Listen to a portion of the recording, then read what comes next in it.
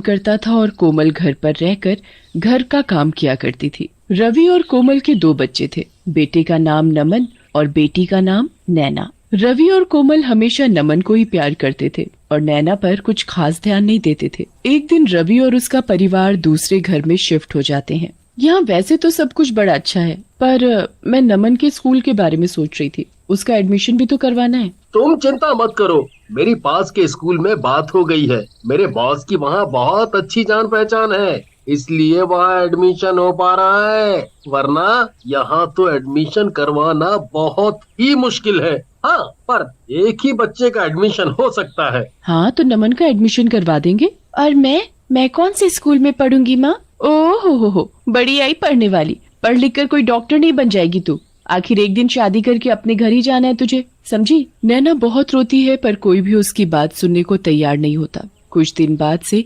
नमन नए स्कूल में जाना शुरू कर देता है। एक सुबह वो स्कूल के लिए निकल ही रहा होता है कि तभी नैना उसके कमरे में आती है। देख, मेरा नया बैग, नई बोतल। तुझे पता है मेरा स्कूल कितना सुंदर है, कितने सारे झूले हैं वहाँ। सच्ची? कितना मजा आता होगा ना स्कूल में। मैडम कितना अच्छा अच्छा पढ़ाती होंगी। चल पागल, पढ़ना किसको अच्छा लगता है? मुझे तो बस वहाँ झूलों पर झूलना और बच्चों के साथ खेलना पसंद है। ये तुम कैसी बात कर रहे हो भैया?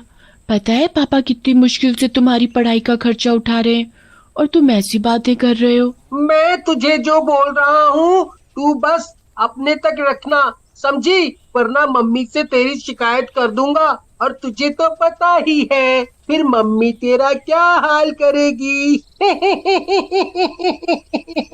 तभी वहाँ कोमल आ जाती है। कितनी देर हो गई नमन, चलो जल्दी स्कूल जाओ वरना बस निकल जाएगी। नमन स्कूल के लिए निकल जाता है। नैना पूरा दिन अपनी माँ के साथ घर के कामों में ही हाथ बटाती रहती है। उसे स्कूल न जाने का बड़ा ही दुख होता था, पर वो कुछ भी नहीं कर सकती थी। एक रात नैना को नींद नहीं आ रही होती, तो वो खिड़की पर जाकर खड़ी हो जाती है और बाहर की ठंडी हवा ले रही होती है। नैना खड़ी खड़ी स्कूल के बारे में सोच ही रही होती है कि तभी उसे आवाज आती है। B-A-T bat, C-A-T cat. अरे, ये इतनी रात में बच्चों के पढ़ने की आवाज कहाँ से आ रही है? नैना और ध्यान से लगाकर सुनने की कोशिश करती है, तो इस बार फिर से उसे आवाज आती है।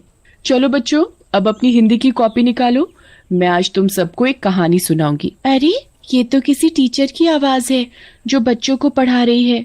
पर इतनी रात में कौन सी टीचर बच्चों को पढ़ा रही है? नैना इधर उधर देखती है तो उसे थोड़ी दूर पर एक बिल्डिंग दिखती है जिसकी एक खिड़की से लाइट आ रही होती है और उसी खिड़की से बच्चों और टीचर की आवाजें भी आ रही होती हैं। अच्छा, ये आवाजें यहाँ से आ रही हैं, पर इतनी रात में मुझे जाकर देखना चाहिए। नैना बिना डरे चुपचाप घर के बाहर निकल पड़ती है और उस बिल्डिंग के पास जाती है। बिल्डिंग पर विद्यालय लिखा होता है। नैना बिना सोचे समझे स्कूल के अंदर घुस जाती है। अंदर एक अजीब शक्ल की औरत रिसेप्शन पर बैठी होती है। तुम्हारी क्लास कब से शुरू हो गई है? चलो जल्दी जाओ।